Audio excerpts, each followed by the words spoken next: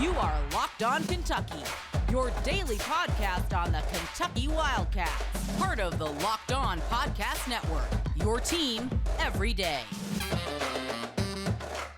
All right, what's going on, Big Blue Nation? Welcome on into Locked On Kentucky, your daily Kentucky Wildcats podcast. I'm your host, Lance Dawe, writer for USA Today for various SEC-related things, but on this podcast specifically, we take a dive into all things Kentucky athletics. Thank you so much for making Locked On Kentucky your first listen every single day. Want to tell you guys about the sponsor of this episode, Sonos. Today's episode is brought to you by Sonos. Experience the game like never before with the Sonos Arc, the premium smart soundbar for TV, movies, music, gaming, and more. Visit Sonos.com to learn more. All right, Kentucky basketball taking on the Vanderbilt Commodores tonight.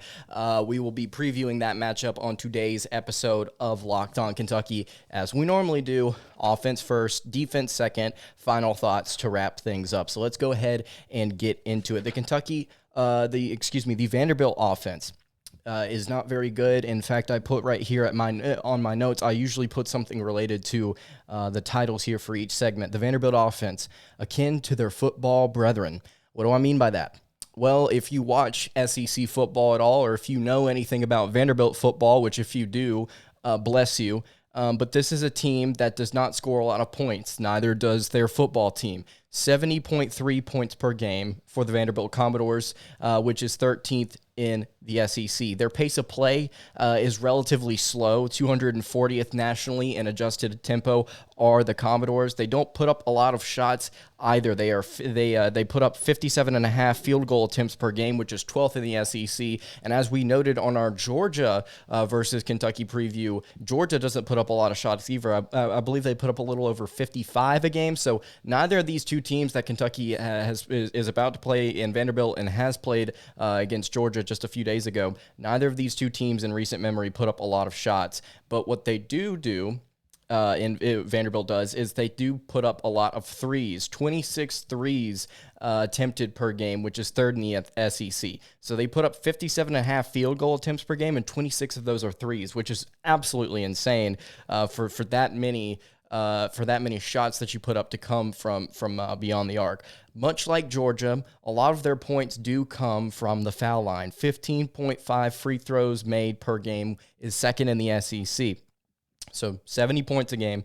They chuck up a lot of threes. They're relatively slow in doing so. And then they also get to the free throw line and they knock down quite a bit of free throws as well. Stylistically, we like to break down the X's and O's here on this podcast. Jerry Stackhouse, the head coach for Vanderbilt, runs a motion offense that involves a set known as horns. If you've not heard of horns before, it's a set that forwards set up at the elbows while shooters space the floor out on the wing.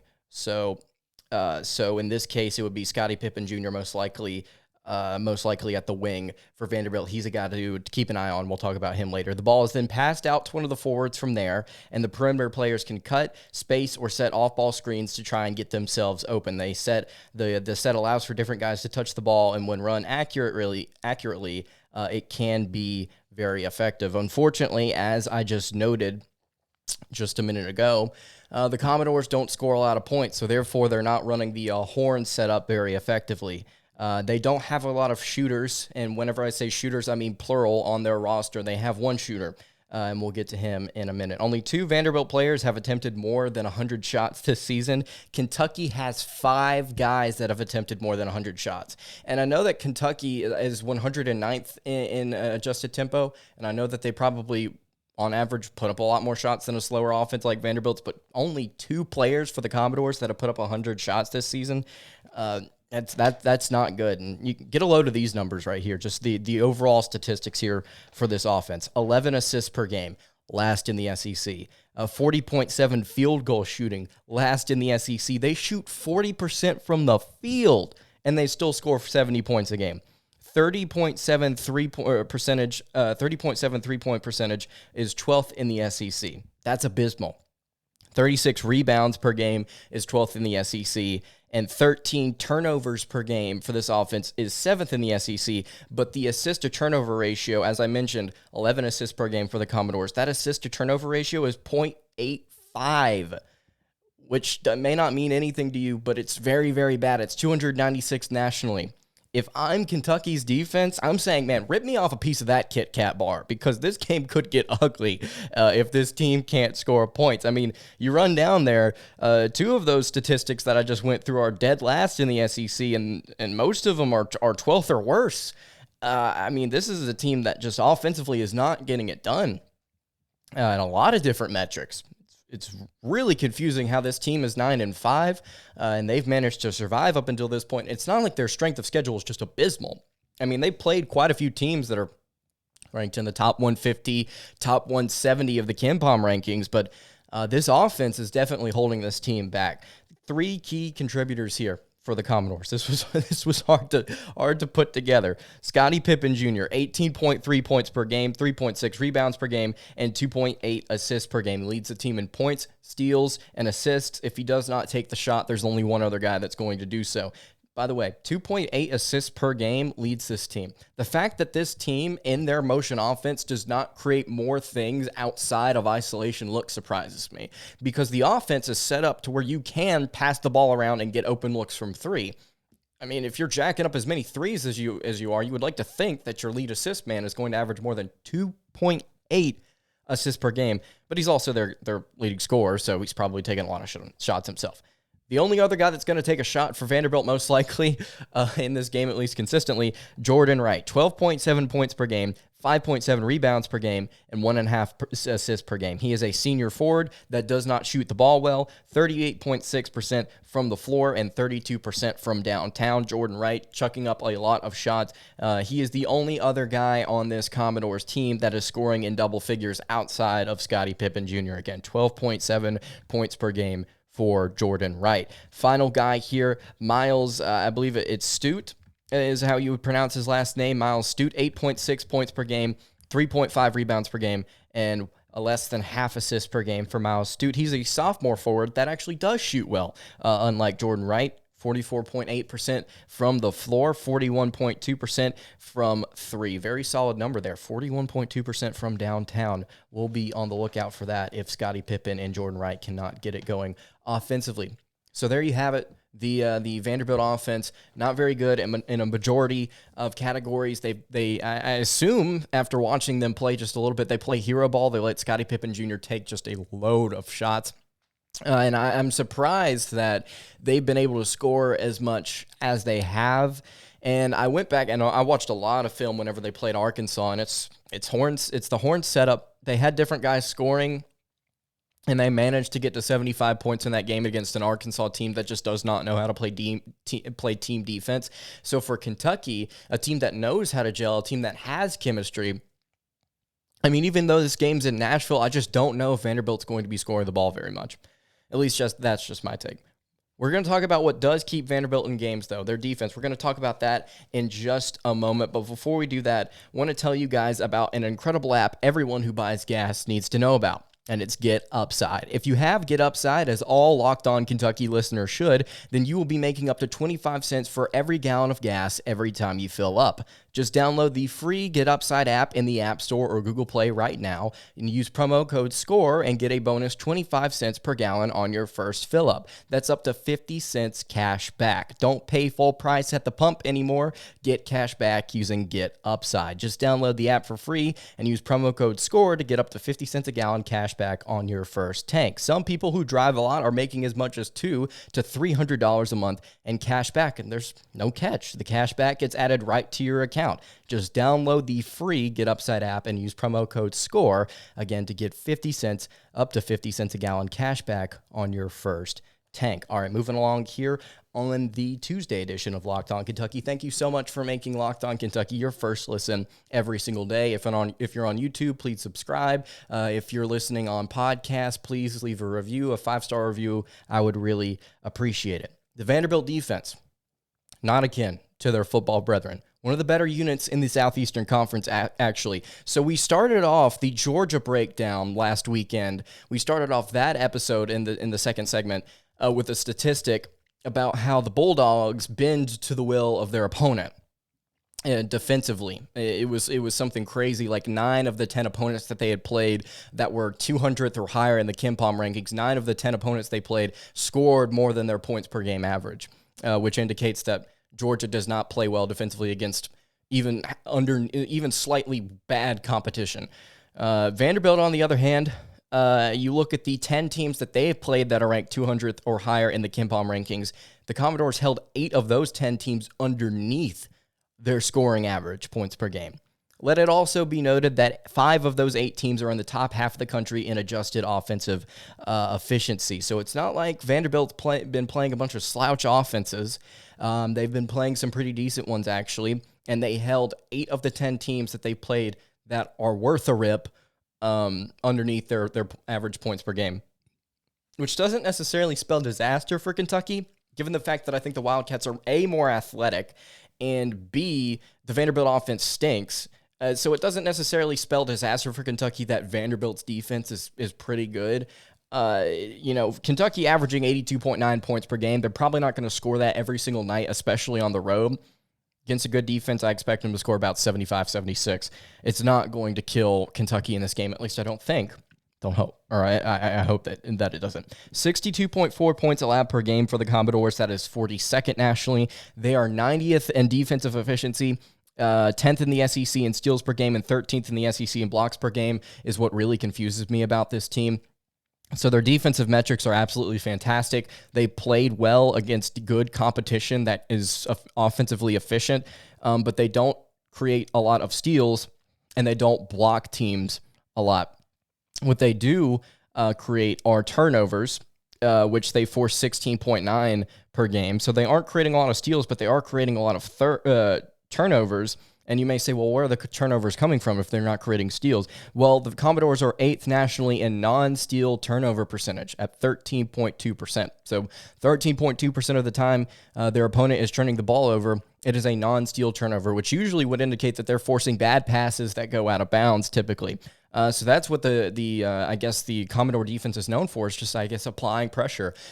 And I would assume, again, I haven't watched a lot of film on Vanderbilt. That's high ball pressure, so you got to watch out for that if you're a Kentucky guard in this game. So that's a look at the Vanderbilt defense. Much, much, much better than the Vanderbilt offense. And you really got to wonder here, again, I don't think that it's going to kill Kentucky, but you've got to wonder, how do the Wildcats handle that pressure? Because last time we saw them on the road in a hostile environment against defense that actually knew how to apply pressure, they lost that game.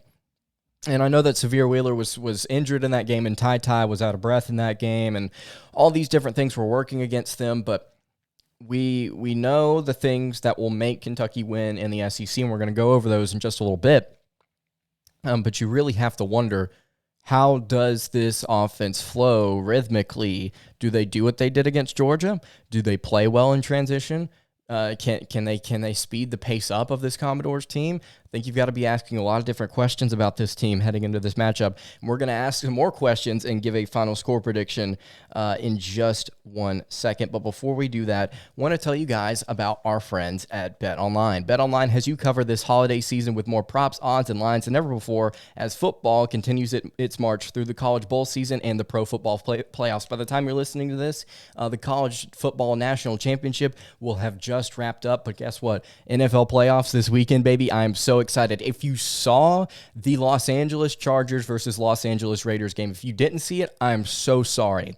If that is any indication as to what the playoffs are going to look like, BetOnline is going to be your favorite place. If you want to bet on ties, if you want to bet on overs, I mean, it is going to be a wild NFL playoff season, at least I think it is. You can head to the website or use your mobile device to sign up today and receive your 50% welcome bonus on your first deposit. Just use our promo code LOCKEDON to receive your bonus. From basketball, football, NHL, boxing, and UFC, right to your favorite Vegas casino games, don't wait to take advantage of all the amazing offers available for the 2021 season. BetOnline is the fastest and easiest way to bet on all of your favorite sports. Bet online, where the game starts. All right, wrapping up the Tuesday edition of Locked On Kentucky here, previewing Kentucky versus Vanderbilt later on tonight. Going to be a pretty interesting game, I think. So some questions here before we give a final score prediction. Like I mentioned just a second ago, can the Kentucky speed Vanderbilt up?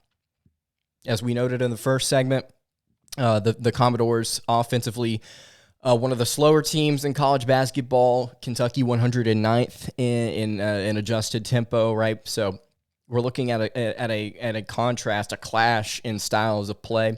Can Kentucky speed this game up, and can they get out and transition and do things there? How does TyTy Washington handle the Vanderbilt pressure?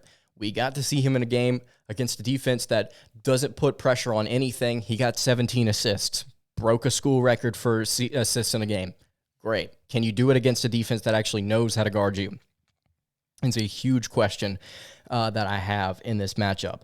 Over-under here for you. 2.5 cuts to Shaedon Sharpe. How many times does his name get mentioned in this matchup? Over-under 2.5. Let me know in the comments below if you think that's over or under. Does he play at any point within the next couple of games? He's officially eligible. He could be useful if Severe Wheeler is out for much longer. Shaedon Sharpe, 5-star shooting guard freshman out of Arizona. How does Kentucky incorporate him as the SEC slate moves along? And will he be as a discussion point on the broadcast while the Commodores and the Wildcats play? All right, so we've mentioned it before here on the show. We did an entire episode, I believe, breaking it down. There are 3 things that I believe the Wildcats need to do to win in the SEC, specifically on the road, and I've added a 4th here for the Wildcats. So these are the 4 things that Kentucky needs to do in order to win on the road in the SEC, or just win in the SEC in general. And we're going to come back to this next episode. We're going to ask the question, did they do these things? Can Kentucky shoot the ball well? Can they actually knock down the shots that they take? Can they have decent shot selection, which means if they take 2-point jumpers, do they knock them down? If they don't knock them down, that's a bad shot selection. You're making about 35% of your 2-point jumpers on average, or at least the country is.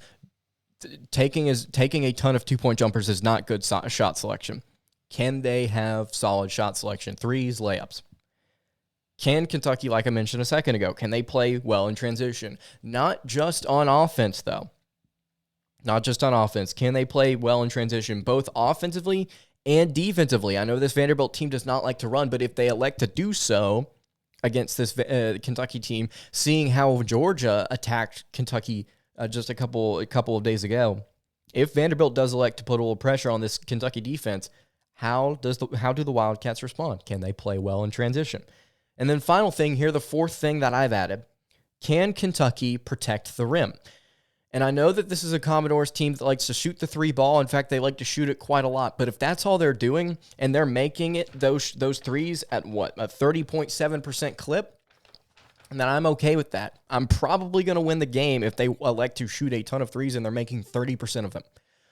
I would feel comfortable winning that game, especially if I'm Kentucky again, with my athleticism and the fact that the Vanderbilt offense sucks. Those are my 2 things that I keep going back to. We're a better team athletically. Their offense can't hit anything. So if we are protecting the rim, if we are not letting them have that extra part of their offense that they normally don't have, probably going to win the game. Final score prediction here.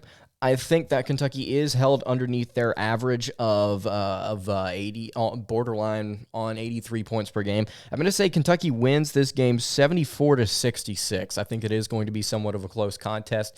Does TyTy Washington get more than 7-8 assists in this game? I doubt it. I think this Vanderbilt defense is going to create some issues for this Kentucky offense in the half court. Now, do they force a bunch of non-steal turnovers? I doubt it, but I think we are going to see Kentucky get a little frustrated at times in this matchup. So 74-66 is my final score prediction. If you want to leave your final score prediction in the comments below, if you're watching on YouTube, go ahead and do so. All right, that's going to do it for today's episode of Locked On Kentucky. You can follow me on Twitter at Dawe. You can follow the show on Twitter at Locked On UK. You can follow the show on Twitter on Instagram at Kentucky Podcast. I will see you all tomorrow to recap what is hopefully a win for the Kentucky Wildcats. Have a good day, everybody, and God bless.